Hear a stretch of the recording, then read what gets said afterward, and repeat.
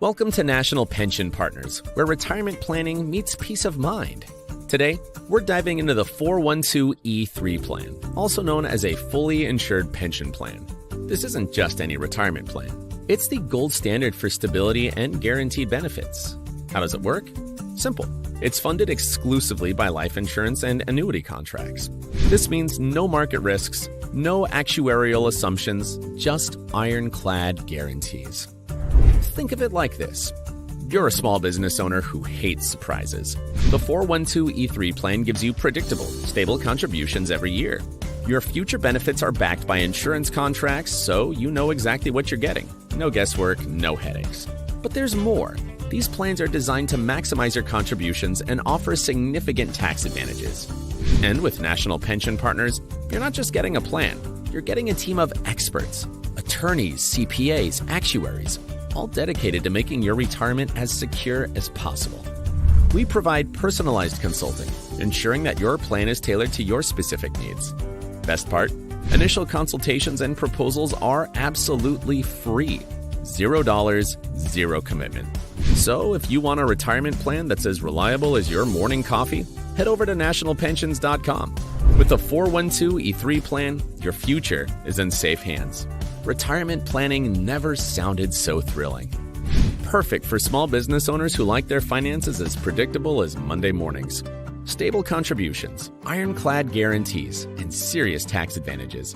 It's the trifecta of financial security.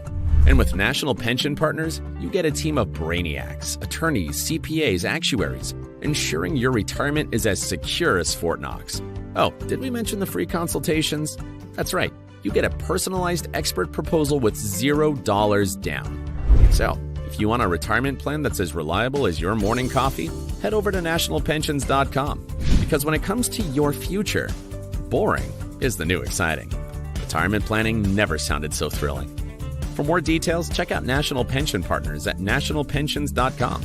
Retirement planning never sounded so thrilling.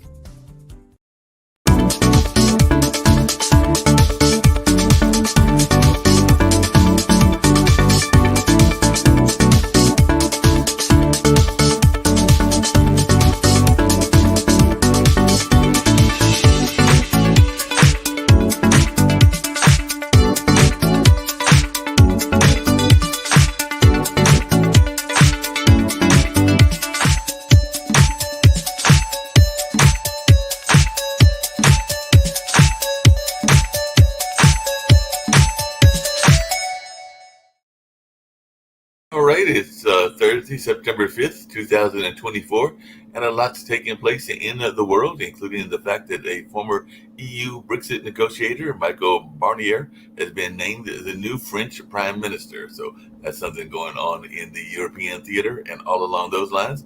And a French woman who is accused of inviting men to rape her testifies in the trial of her husband and all along those lines. So she said, police saved my life by uncovering husband's abuse, and this is a multiple rape trial and all along those lines. So that's something else taking place in France.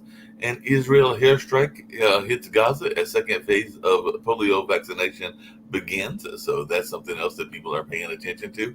And Pope Francis and Indonesia's top imam make a joint call for religious harmony. So Pope Francis visited a Southeast Asia largest mosque. So, and definitely the Pope is calling for solidarity against religious extremism. So definitely on the visit to Southeast Asia's largest mosque, the Pope says battling climate change and religious extremism are a common cause. And Netanyahu is doubling down on control of the Gaza's border with Egypt, and hostage killings and new demands cast doubt in White House that Hamas wants a deal. So Netanyahu dismisses claims of an imminent ceasefire deal during a Fox and Friends appearance. So definitely the father of a U.S. Israel hostage says it's not true that American families are pushing Biden to make a separate deal. And in Ukraine, Zelensky seeks new energy with Ukraine's biggest wartime cabinet reshuffle. So Zelensky suffers a huge backlash as reshuffle triggers power grab accusations, according to the folks over at Politico Europe. And Andriy Sybiha becomes Ukraine's top diplomat amid the major cabinet reshuffle. So definitely this is something else going on as well. And German police kill a suspect in exchange of fire near the Israel consulate in Munich. So an Islamist carrying a Nazi gun apparently targeted the Israeli Munich consulate. So definitely that's something else going on as well. And China's Xi hails best in history Africa ties and is pledging military aid. So Xi is quoting Africa with a $50 billion pledge and the military support. So definitely that's something we're seeing as well. So that's something going on. And in New Zealand, a Maori king who urged racial unity in New Zealand has been laid to rest, and a new queen has arisen. So definitely a new Maori queen was anointed following the death of her father. So we'll see whether she's going to try to have some of that same conversation around racial unity.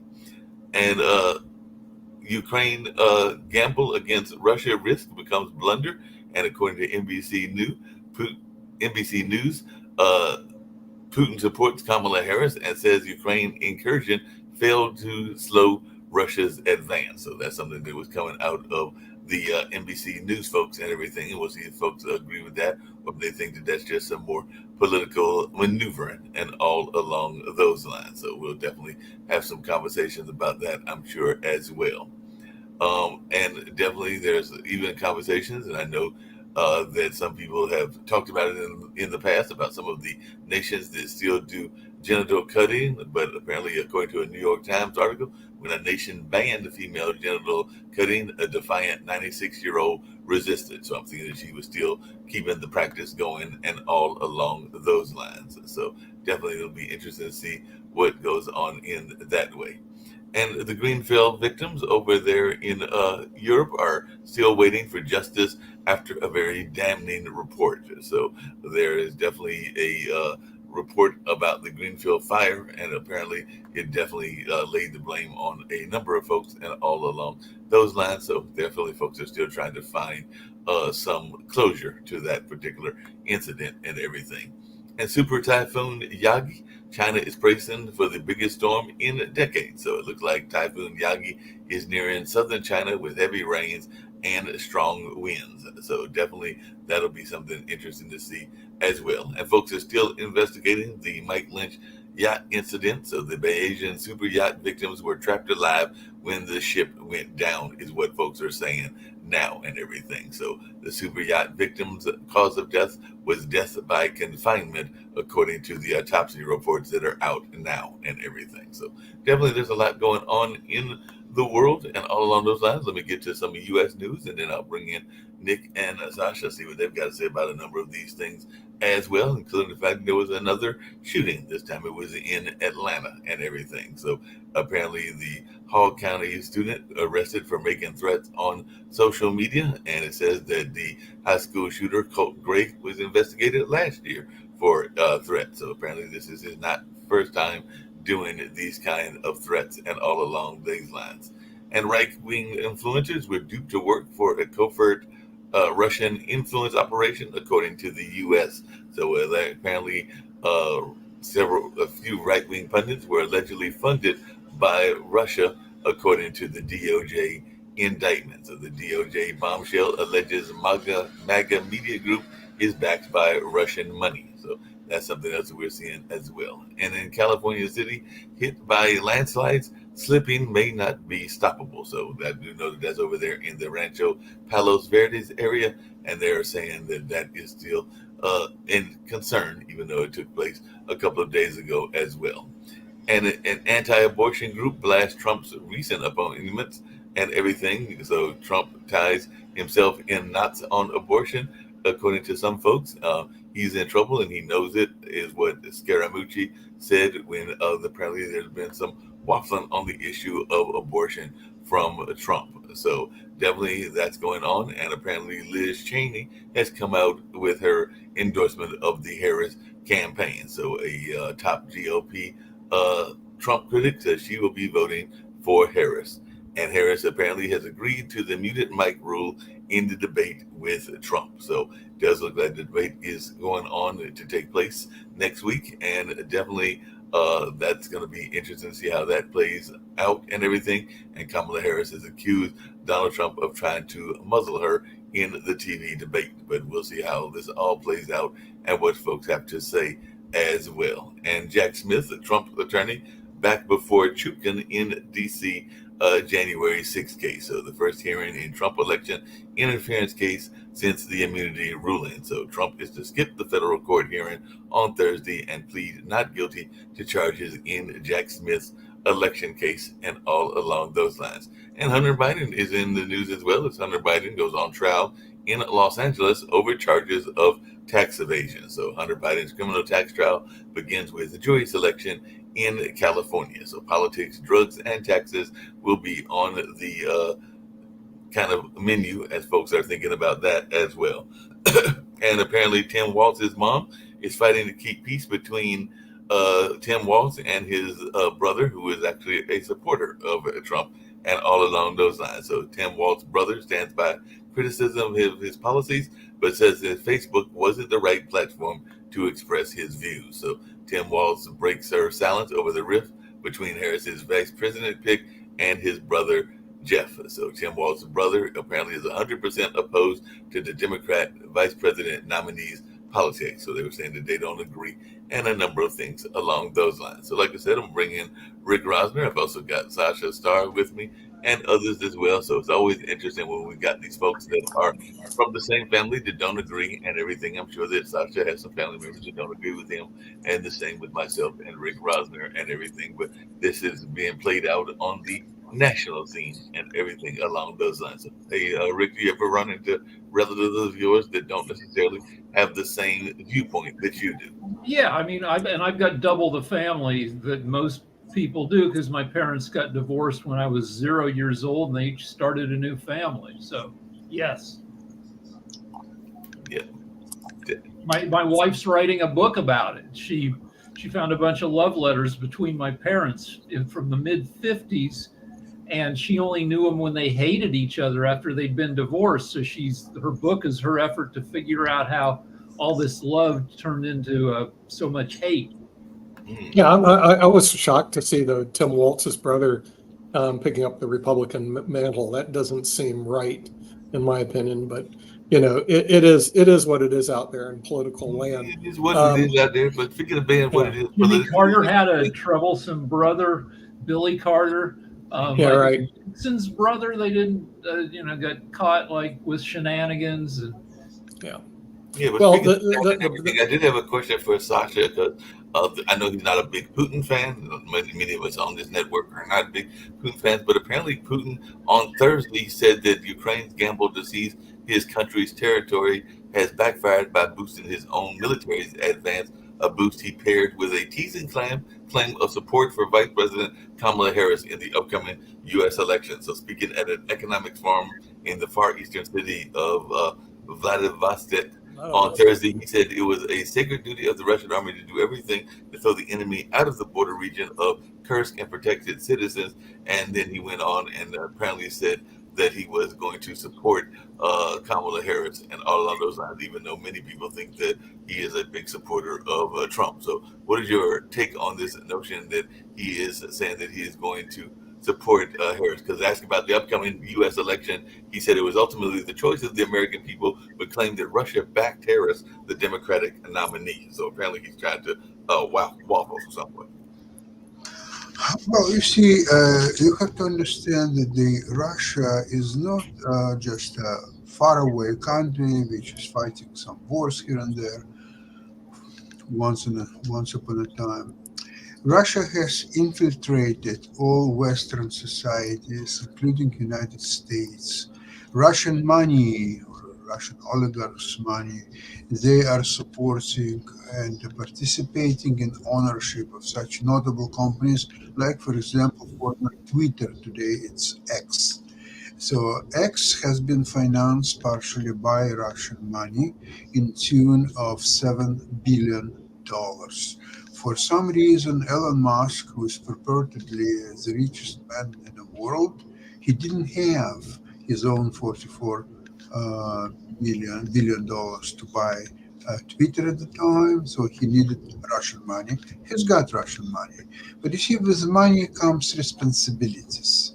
And therefore, he has to do certain things that is required for him to do by Russian oligarchs who invested money. By the way, it's the same thing with Pavel Durov, who fleeced investors for billions and billions of dollars and more than once. And one of the reasons that he ended up in France is to find defense against specifically Russian investors who were very angry at him that he used their money actually for some other purposes rather than what they invested for. And they had some devices that they wanted to get into his rear end. And to avoid that pleasure, he's now hiding in Paris. I will see what's happened after that. The major point, what I'm trying to say is, it's like in one family, husband is for Trump and wife is for Kamala Harris, or vice versa. Same thing, the Putin is for Kamala Harris, but all his FSB, all the apparatus and everything in Russia is for Trump. So sometimes a little contradiction could happen here and there. But that's where it is. And obviously, Putin needs Trump's victory. Elon Musk needs Trump's victory. This Russian toy boy, what's his name? Durov, Pavel Durov, he needs Trump's victory. So all these tyrants, idiots around the world need victory of Trump in this election. Sounds interesting and everything. I want to come back to something that we sometimes talk about that is not world related, but it's something I know Jacoby as a parent is probably interested in, and even Rick as well. But are you oftentimes surprised when there is this notion that people have made threats, and sometimes a year before the incident had took place? Because apparently we had one of the deadliest school shootings there in Georgia on yesterday and everything, and they're still investigating it. But apparently the student that did the shooting made threats on social media as recently as last year. So a year ago, there were these threats, and I know there are some folks that are thinking that one of the election issues will be gun control and what we can do about guns in the hands of our students and everything. So I know both you and Rick, and I think even you, Sasha, are parents and grandparents. So what is your take on this, Rick? So it was a year ago when the kid was 13, the police, I think, came to the house, talked to the dad, because the kid was, writing scary notes with gun drawings on them. And the dad said that they're a hunting family, but that the kid did not have access to guns. Well, he had access to an AR-15 type weapon. So, libs on Twitter are yelling, sue the dad, charge the dad. Because a 14-year-old, I don't think is even legally entitled. Well, I don't know about the law in Georgia, but anyway, yeah, he'd been on the radar for a year. What's your take on that, Jacoby? Yeah, the parents should be held liable just because the cops did come by and say your son is a threat, and their only defense was, hey, he doesn't have access to guns. Well, he actually does. They potentially didn't get him the help that he needed because he was already making threats. Again, they knew he was an issue, and they possibly didn't take the steps to protect him or those around him. So yeah, the parents should be held liable in this situation. And this could be one. It's going to take a bunch of different things to knock down school shootings and mass shootings. And one part of it can be to make parents aware that if they are negligent, and their kid kills a bunch of people, that the rest of their life is going to be hell, that they're going to lose all their assets, that they might go to prison. Yeah, and the parents have to be held liable, especially if they show negligence, as you talked about, Rick. And then, yes, there has to be, we have to understand that gun control is something that we need. We have to break out of this, it's past a quote unquote gun culture and a gun epidemic. We have to crack that religion that it is now, because we, for some odd reason, no matter what happens, we always go back to the same routine of, hey, we're going to get into fights over gun control. Oh, what about the families? We shouldn't talk about it now because they're deaths. Oh, let's do the thoughts and prayers thing because that'll stop gun violence, even though there's more than a mass shooting happens. We have 1.5 mass shootings has happened every day this year. And we have more than one mass shooting that's happened for the past decade, probably. I mean, it's just getting worse and it's not getting better. Thoughts and prayers is not working, but this is the same routine that we run in. So, yeah, it will be an election issue, and it's always going to be an election issue, and it's never going to change until we change it. So hopefully this does bring about some change. So kids can be sneaky. So like I can imagine, decent parents not knowing their kid is assembling an arsenal. Now, parents ideally should know what their kids are up to, but they're a couple of man and wife were sentenced to prison a couple of months ago because of how negligent they were about their kid, that they let their kid have guns. They knew the kid was psycho, but the mom was busy with her horses and having an affair. And there were all sorts of emails between the parents and like delete these emails, saying we got to delete these, showing that they knew the kid was psycho. And they deleted a bunch of those emails, but the cops were able to retrieve them. Those were bad parents, and they got what they deserved.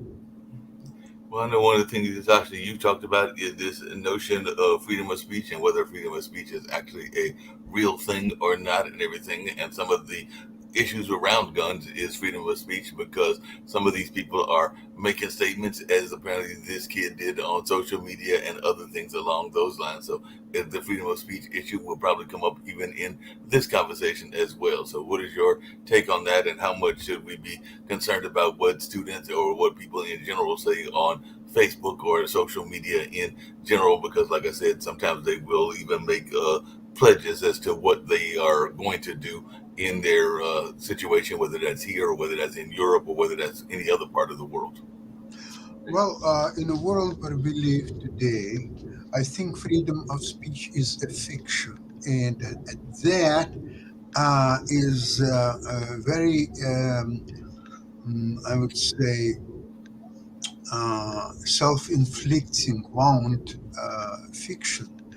I would think that with all wars around the world, all attempts to infiltrate United States with spies, with all kind of anti-American propaganda, U.S. has to and has no choice, whether it's now or the next few months, is to declare a military situation in the country.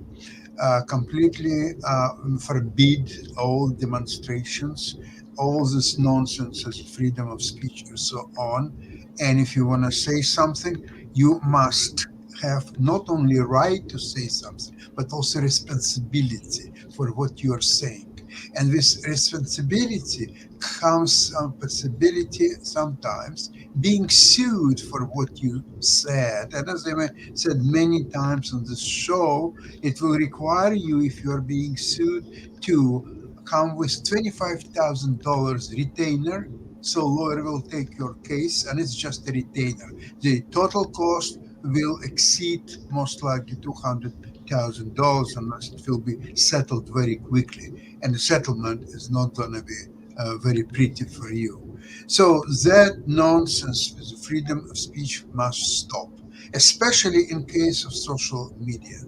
All the terrorists in the Middle East, all the Russian fighters in the Ukraine, they are all using Telegram and only Telegram as a means of communications. So people are being killed both in Middle East and in Ukraine because of successful use of Telegram by the perpetrators and criminals. I'm not talking even about the child pornography. I'm not talking about even the drug and organs trafficking and so on. That's not even the case. So this is more or less, it's a common criminal activities that because of the invention of social media, I mean, social media is relatively recent invention, okay? There was no social media, say, 40 years ago. So people who would have to perpetrate some crimes, they would have to contact each other, maybe on the phone, maybe write a short notice somewhere or letter or whatever. And if it would be caught, they would be prosecuted. So what makes a difference? This social platforms. It's the same thing. It's a means of communications, and perpetrators and criminals have to be caught on that same platform, for which they need cooperation of the management and ownership of the platform. And if they don't get it, just close them down and just end this nonsense. So hold on. So you're free to say what you want on social media, but police agencies are free to check in with you within reason. That kid who's making threats at age 13 who killed a bunch of people yesterday, people can knock on his door and say, let's see, make sure that your guns are really secure here. One more thing. I'm against anonymous use of social media. You have to register with your real name, your address, and so whatever you are saying there could be always detected, and certain. Right now, in the lead up to the election, Twitter is flooded with bullshit accounts. No, it's definitely flooded with made up BS, names. and there's all kinds of things. But I had a quick question for Sasha, because if I heard you correctly, and if I heard you incorrectly, you can let me know and everything. But are you saying that you would support the notion of martial law? Because I know that you've been very much adamant against some of the protests going around the country and everything, but it sounded to me like you were supporting this notion of martial law, which is... Yes, I would support it. I understand that it's rather unrealistic, at least at this point. Okay, I agree with that, but I would definitely support martial law, and I would call and I would support the mandatory military service for all young men in the United States. Because that's what creates nations. I remember my time in the Soviet Army, and in the same unit, we had people from Ukraine and Russia and Georgia and Armenia, and just name it, almost any republic. And that when you sleep together and you spend 24 hours together, and you have the same goals and the same aspirations. That's forging the nation. Maybe it's not ideal situation, but for the United States, I really don't see any problem why young men shouldn't have a mandatory military service. Like you mentioned, my parents' generation came out of from World War II through Korea through Vietnam. There was the draft, and my dad was forced to serve. My stepdad, my father-in-law, for 2 years. And maybe we don't need military service, but it wouldn't be terrible to have like in 1 year, an 18-month term of some kind of service, either military or working to build the infrastructure. We had a federal program to do that in the 1930s. Mm-hmm. I was fairly lost coming out of high school. People that have been putting that out there again and everything. But you mentioned Telegram earlier, Sasha, and everything. Yeah. Like I said yesterday, there was a DOJ bombshell, meaning Department of Justice, that said that MAGA media groups are being backed by Russian money as well. And I'm not sure if they're using Telegram or whatever, but they said that they used a Tennessee content company, which is one state over from me, and everything here in North Carolina, to push different disinformation. So it seems like they are not just funding the left, but it seems like in a attempt to disrupt the U.S. that they are funding people on both sides and everything. So I just wanted your take on that, because apparently this is something that came out yesterday as well, that a entire MAGA, which is of course Make America Great media group, is being backed by Russian money. Well, actually, the United States is by far the easiest country to corrupt with money, because nothing is in the United States higher than almighty US dollar. And even the best of spies who were caught spying for Russia, and they were themselves colonels in the U.S. Special Services, such as FBI or CIA, they were corrupted by Russian money, and they were spying for Russia. Eventually, they were caught, they were liquidated, so to speak. But you're talking about highly placed U.S. officials. Now, if you're talking about an average American, for money, he will sell everything, whatever he has. He will sell his workplace, his home, his parents. He sells everything, whatever is there possible to sell. That's a nature and essence of Americans, and they're so easily corrupted, and that's why Putin is extremely successful infiltrating a specifically Republican Party. But I wouldn't even call it Republican Party. It's definitely party of Trump. Once Trump will lose his election and he will be out and serving his prison time, then the Republicans will have an opportunity to create a real party with goals, and so it's not going to be easy. It will take them probably lose another 3, probably 4 elections, but eventually they will have somewhat a party. So the DOJ is doing the right thing in calling this stuff out before the election. There was all sorts of evidence of this in 2016. And Obama went to Mitch McConnell and said, we need to announce the Russian interference in our election. And McConnell said, no, if you announce it, I'll say it's a partisan attempt to swing the election. I'm not going to support you. So Obama kept quiet about this. And it turned out, so Comey, like 11 days before the election, announced that Hillary Clinton is under investigation by the FBI again. But so was Trump. But Obama kept quiet about it because he didn't want to be seen as interfering in the election. But and that little bit could have swung the whole election. But when it comes to social media and the wild west out there, Brazil just got rid of X, Telegram, True Social, and Rumble. So they got rid of all these. All these distribution platforms, Pod TV does not distribute. The latest one we distribute through is X, otherwise known as Twitter. But currently, because of their situation, we don't distribute that. Telegram, we've never worked with them. True Social, never. Rumble, we have distributed through Rumble before. But the way Rumble works, and if you want to, you can. Any of our producers can do it. But they got to go to the Rumble site and put their junk on Rumble.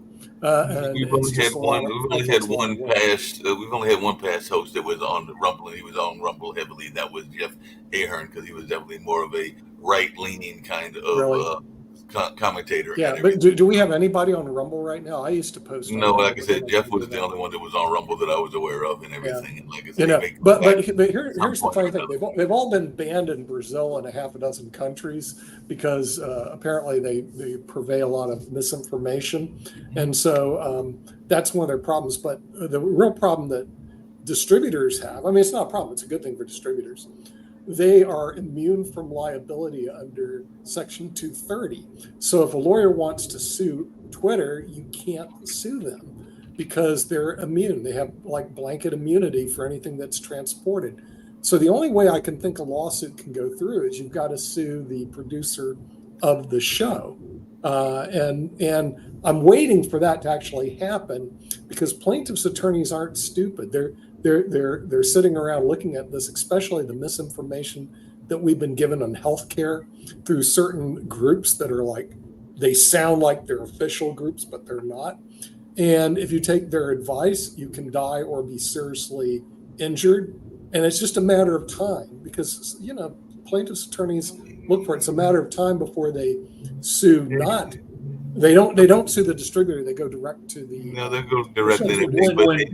Nick, I had a question for you because it's coming up in Florida. It's one of your other favorite pet issues and everything along those lines. But there is some accusation of waffling, not just from the Kamala Harris campaign, but also the Donald Trump campaign as well, because apparently anti-abortion activists are celebrating Donald Trump's vow to vote no to Florida's upcoming abortion rights amendment, but they have their sights on a bigger target because they want to extract a promise from the former president to staff his administration with staunch abortion opponents if he wins in November. So they want to kind of double down on what happened with Roe versus Wade and everything along those lines. So what is your thoughts around this? Because I've heard several people on this show and other shows that have said that the women's vote is going to be a major issue and everything. And I know that there are some women that are pro-abortion, but there are a lot of women that are not for abortion as well and everything. Yeah. I just want your take on this whole issue, because they're trying to get him to double down and to basically that you're going to put a bunch of people that are pro your stance. Yeah, briefly, because I've read Roe versus Wade many times, I think it was correctly decided. It may not have been the right form to decide it, which is what they said, well, we're the Supreme Court, but it's a state law issue they sent to the states. But if you read through it from a science and an ethics standpoint, Mark, Roe versus Wade makes sense. They go, if the baby is not viable outside of the womb, okay, then it's not really something we can do anything about. So they go, abortion is okay. If they're viable outside the womb, then there's actually something you can do, which is actually remove the baby and keep them alive outside the womb. So if you read the decision, it actually makes science and ethical sense.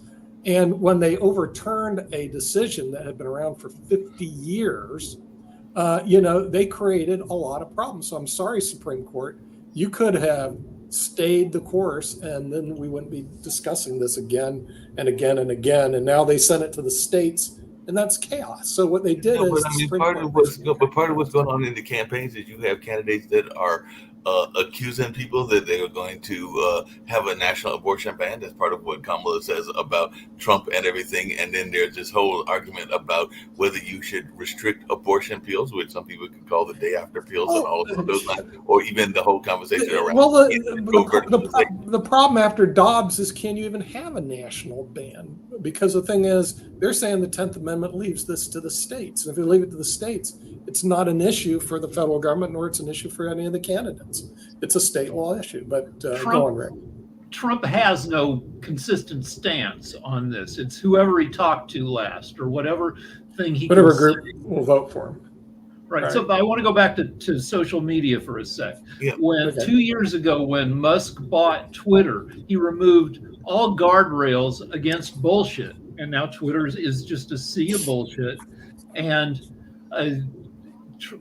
Musk is a huge Trump supporter now. He gets more and more red, to the point where Trump and Musk are now talking about a cabinet position for Musk as chairman of a new government efficiency commission in charge of getting rid of regulations, of pushing corporate tax cuts. And this. By the way, wait, did you see that corporate tax proposal? I've looked at two of the tax proposals. One by Kamala Harris, which to me makes sense. It's the exemption of $50,000 income for startups. Then the one by Trump, which doesn't make any sense, to cut the corporate tax rate to 15%. Now, here's why it doesn't make sense. And anybody who does taxes understand it. Wealthy people don't need the money, so what they do is they stash money in different things, which we set up as attorneys for them. Trust, for example, corporations. So the minute you cut the corporate tax to 15%, unless you're willing to cut the individual income tax to 15%, I'm going to be setting up companies for my clients. They're called C Corps, saying take your profits, put them in the C Corp, and only pay 15%. So what you did, I got clients that make $1.5 million a year, and I just tell them, well, your effective rate's going to be 15% now. And so what happens is the biggest fraud in the world to do things like this. And years ago, what they said is you have to keep the corporate and the individual tax rates the same. Otherwise, you're allowing this gamesmanship. I mean, I studied that 40 bloody years ago. And now the guy's saying cut corporate tax rates 15%. It's only to buy votes for the for the individuals who don't understand what's really going on. So it's really bad. Now, eliminating taxes on the first 50,000 startups is actually good, but here's also the reality. Startups don't make any money, so they probably don't pay taxes anyway, number one. And number two is that the thing is, because they go out of business. In other words, one out of 10 will be out of business within 5 years. So the thing is, you're basically not taxing an area that probably will not be successful anyway. Well, 90% of restaurants go broke in their first year. Small business is tough. There's a thing called the Laffer curve, which, if you remember, and you probably don't, I do know the Laffer curve, yes. All right. So it says that there's a tax rate which maximizes the revenue you get from taxpayers. It's a theory. If the tax rate is 1% or 0%, everybody gladly pays 0%, but you don't make any revenue. If the tax rate is 35%, well, you make a lot in taxes from the people who pay, but a lot of corporations just move their business overseas so they don't have to pay at all. So somewhere between 0 and 35 is a tax rate for corporations that maximizes tax revenue. Revenue, right. Yeah, and Laffer's theory was you lower the tax rates, you increase the revenue. But let me tell you about Arthur Laffer. I invited him to be on the show, right? So I talked to him in his group. Guy's got an ego way in excess of his abilities. And he goes, well, I'll speak for $25,000. And I said, look, we don't need you, and goodbye and have a good day. But the thing is, this guy is the ultimate greedy SOB. And his Laffer curve has actually been debunked by all major tax, tax professors in the United States. In other words, it's a theory, but the theory actually doesn't work. There is perhaps an optimal tax rate that should be, but tax rates are only one part. If I said, Rick, we're going to have a 90% tax rate, but I have a device, it's called a S-Trust, that you can put your money in and you don't pay any taxes. Okay. But we're going to increase the tax rates to 90%. Who cares? In other words, because it's not just the rate, it's all the different mechanisms behind the tax code that makes the difference. And tax attorneys, to give you an idea, Microsoft has 400 tax attorneys working full time to take care of what they call intercompany pricing transfer rules. And it's under Section 482 of the code. It's actually pretty simple. You import things from China, right?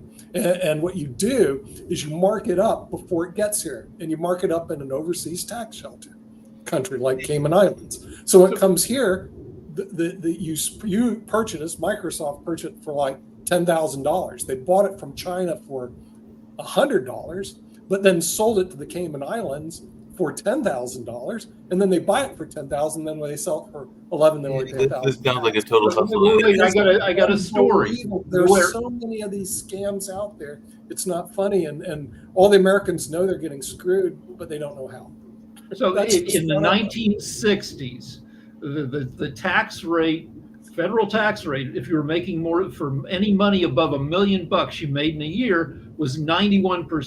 That's right. The only one paying that rate was Elvis Presley, because his manager, the Colonel Parker, was an illegal immigrant who didn't want the government to look at his activities at all. So he had Elvis pay this huge tax rate, where everybody else who made more than $1 million a year there were so many tax shelters in the 1960s. There's tons of tax shelters out there, but I do have a question for you, Nick, about statute of limitation. We actually kind of addressed it yesterday, but there is a major trial that is going on. It apparently plays into social media, and one of Rick's favorite topics, which is the porn industry, and all along those lines, because there is a woman who was allegedly drugged by her now ex-husband so that she could be raped while unconscious by other men, and she testified recently, I think it was yesterday, that her world collapsed when police uncovered the years of alleged abuse. So apparently she was speaking in a calm voice, and she said that this had been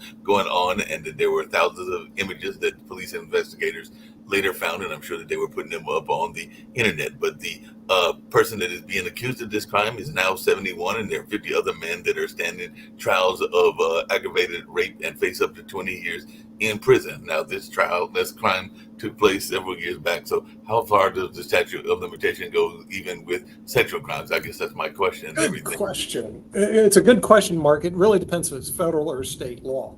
And it depends what state you're in, because every state has their own different statute of limitations and what it covers. But it actually does cover most crimes. So if you did commit a crime, it could be 5 years, and all of a sudden the statute's covered. But here's the interesting thing and the theory is, hey, look, all this time has passed, and you didn't bring your case to court, so it's over. Let's just get rid of it, and let's not deal with it. But the interesting thing about statute of limitations that I find to be really, really horrible in this country, and I'm talking about the United States, there's no statute of limitations on immigration. In other words, somebody violated the immigration law. They came to the United States and they did not go through all the paperwork to get here, and they've been here for 10, 20 years. The statute doesn't cover. In other words, all of a sudden the statute of limitations. Now, the theory behind that was, well, it's an ongoing crime because they should be leave. But in reality, it's really, really bad. If we had a statute of limitations on immigration, you wouldn't have the major immigration problems that we have today, but we don't. And it's just really bad that the American public has to suffer through this immigration problem that should not exist. I have a question for you. Speaking about the recent decision of Supreme Court granting immunity to a president of the United States, and that president does not necessarily will be Donald Trump. It could be just as well Kamala Harris. Now Harris, after January of 2025, using her immunity, she can come up with a lot of new laws and writing them by decree. It doesn't even have to go through the Senate and Congress or so on. For example, to increase the size of Supreme Court to 15 or 13 depends. Or maybe even in a view of infiltration of the United States by Russian spies and Russian social sites and so on, to declare a martial law. And a result of martial law, she can suspend all the tax shelters and going into any bank account of any citizen without any permission from the court or anything. Have you thought about that scenario? Yeah. And the thing is, but if you read the Supreme Court decision, it didn't give blanket immunity. It gave immunity on official acts, and you're not immune for unofficial acts. I'm talking about unofficial acts. But it leaves open the question whether or not that's considered an official act or an unofficial act. But Sasha, here's what will happen. It'll create more litigation if somebody jumps up. She will put in jail by presidential decree any idiot who will start some kind of litigation, just in jail. You can litigate, but from jail. Right. Yeah, and she could say, all the lawyers who are working for listen, put them in jail. It's a martial law, baby. If it's a martial law, I understand. She could say, I'm doing this as an official act. I get presidential immunity. And she might get it, Sasha. But she doesn't have to explain anything. She can, as a result of martial law, any action against the government, if it's action, punishable by 10 years jail term. And just put people in jail without even... May you live in interesting times. Yes, right. Two things. Hold on. Two things about statute of limitations. The clock starts ticking not when the alleged crime occurred, but when you learn about the alleged crime. If somebody's embezzling from you, they did it in the 90s, but you only found out about it now, you're still allowed to charge them because you didn't. And with sex crimes, a ton of the victims are super young, and it takes them a long time to realize, A, that they were victimized, or to come up with the fortitude. Say a relative has been raping you when you were 14. Well, at 15 or 16, You Well, may not have apparently, strength to apparently, go this after has it, been but going, it's apparently nice. this had been going on for decades, and apparently she was also drugged to the point that I don't even know what the because like sexuality is supposed to have some sort of enjoyment and everything, probably not with rape. So California has done an amnesty for the statute of limitations for some sex crimes to let people bring charges even though the regular statute has passed. And apparently, Yeah, some but of the can't that also be challenged, counselor, under an ex post facto law? I've seen that Probably, happen, and I've seen that happen with Trump, but I didn't see his attorneys object to this as an ex post facto law when they changed the law to bring him into court after the fact. But Nick, no I wanna one get has one of challenged your- his ex post facto. But yeah, it could be an that's ex an post issue. facto. It's still a Nick, I good want to thing get to though, another because one of it, your at least favorite. Hold on a second, Nick. I want to get to another one of your favorite legal concerns and everything, because we know that there are major monopolies out there, and apparently one is being challenged in the UK because UK's competition watchdog has launched an investigation into the way tickets are sold for next year's reunion concert of the British pop group Oasis and everything. So in a statement released today, the Competition and Markets Authority said its investigation into Live Nation Entertainment's unit Ticketmaster, because yes, they do own Ticketmaster, will look specifically at dynamic pricing. So I'm thinking this gets a big impact on a lot of pricing that goes on in this area, because prices can vary rapidly in light of the changing market conditions. So many Oasis fans who queued online at the Ticketmaster site for many hours on Sunday complained that they ended up paying more than double the face value of the ticket as a result of this dynamic pricing. So I know one of your big complaints has been how high the tickets have been going and how fluctuating. So this sounds like this, even though someone from the UK, could be a challenge and could actually help break the ticket monopoly. Dynamic pricing is, you can translate to screw the consumer. Let's take a look at dynamic pricing. You're looking for a hotel room in Florida, which one in Florida gets sold out in March. So normally the Motel 6 goes for $39, which is what it's worth. Today it goes for $390 because of, quote, dynamic pricing. The airline industry uses it all the time, and they actually have a computer program. As they fill up seats, the pricing of the airlines go up. But what's happened is that model has been taken almost everywhere. It's a way to squeeze dollars out of consumers, basically screw the consumer. Now, we haven't done that at NPP yet, but I'll be talking to Max because we want to shut off doing plans next week. But what happened, because of it just takes a lot of time, and there's too many odds. But what happens if somebody says, I'll pay you double the price? Or we just double our price because it's getting close to the end of the season. It's called dynamic pricing. It's now being used everywhere. Even when I go to Spain to rent places, they won't tell you what the price is. Some of the brokers deal in what they call dynamic pricing, which means we're going to try to get every dollar out of you and screw you. When I went to StubHub and Ticketmaster the other day to buy some tickets, I found this out. The cost of the ticket, I forgot what it was some event here in Air Supply, which is a good musical. Okay. It was in the DPAC, Mark. Okay, so the tickets, I told my wife, hey, it's really great, and get them for like $30. But the StubHub or Ticketmaster price to servicing fee was another $30. But in other words, they're charging, and I said, no, we're not going to do it. Just on principle alone, they're charging these groups like StubHub and Ticketmaster are charging exorbitant fees for their services. And there's only one way. The good news on that, you can vote with your feet and just not go. And so I didn't go, But if you're stuck in a hotel room, what are you going to do? Or if you're stuck in a hospital, by the way, hospitals do it also, So dynamic pricing is like one of the biggest evils of capitalism that we do not have any laws against.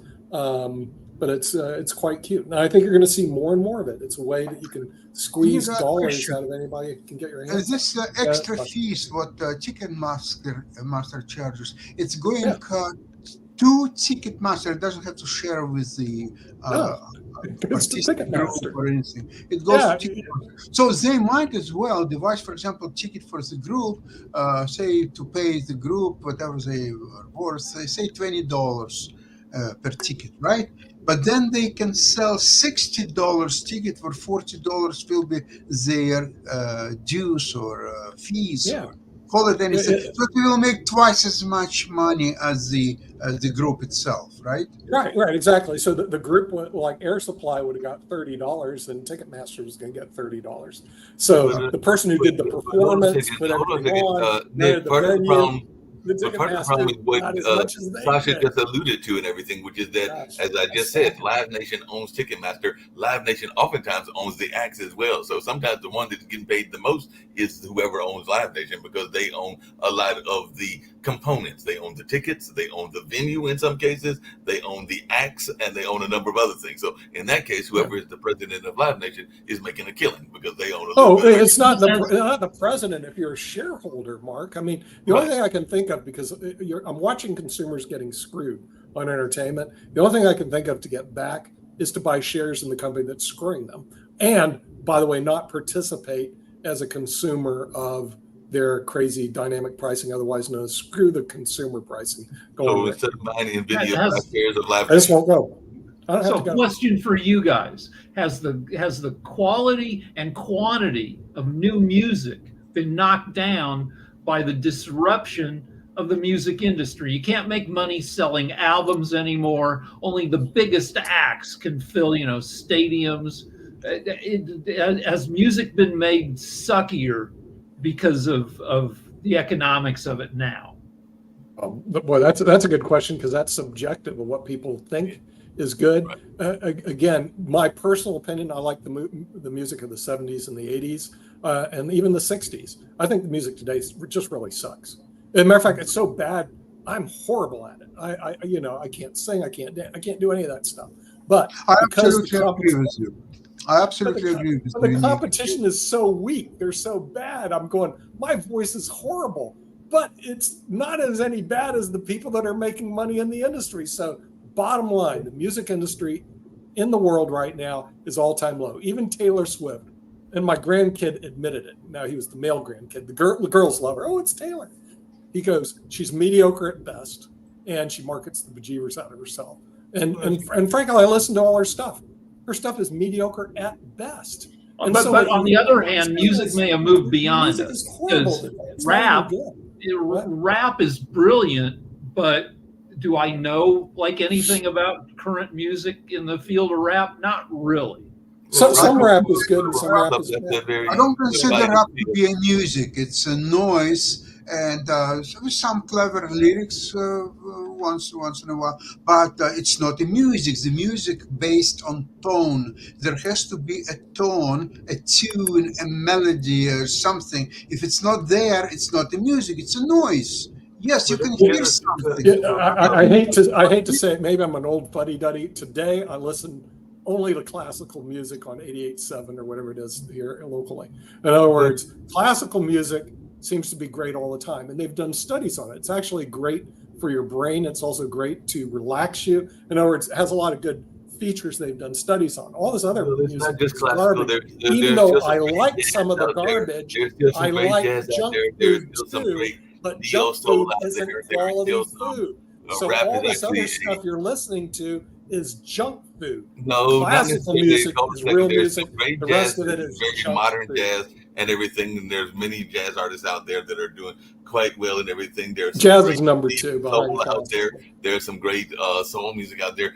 Hip hop or rap, if y'all want to call it, is actually a divided category because it's not just one type of rap. There is some that is very noise oriented. So I would agree with you to some degree on that, Sasha. But there are some others that are more lyrically inclined and more there are different sorts. I'm not a big fan of gangster rap and some of the more kind of intense rap that is more urban oriented in terms of the gangster stuff. But there's been some other types that are more easier to listen to and actually even have some soulful beat. And I've even heard some good country music. As a matter of fact, the chess championship in St. Louis, they also do a whole music series that includes both jazz and country, because I know my friend Reese Palmer and others have played there, so I could actually play some music that I think all of you, including you, Sasha, would enjoy, because it has some classical beats to it and has some classical ties and some jazz ties as well. That could be a whole nother show we could have where I could bring up some music that is good, including some of the modern music. But that's just my. Let me plug Billie Eilish. Billie Eilish, like great lyrics, hooky tunes. But are there enough of her, or are other Billie Eilishes being squeezed out? Well, I mean, part of what happened in my mind is that a long time ago we got rid of the kind of the A&R departments and everything, and so a lot of people are being discovered through some of these contest kind of things, and I've even participated in one of those contest kind of things with the Road to the Apollo. But you've got the Road to the, I mean, that's a more localized or regional one, but you've got the Voice, you've got a number of these other things, that American Idol, that are discovering the latest talent. So definitely they have become the new A&R and everything. So that's part and we're discovering our way out of here because we're at the Okay. hour. So we'll see everybody tomorrow, World Edition. Bye bye.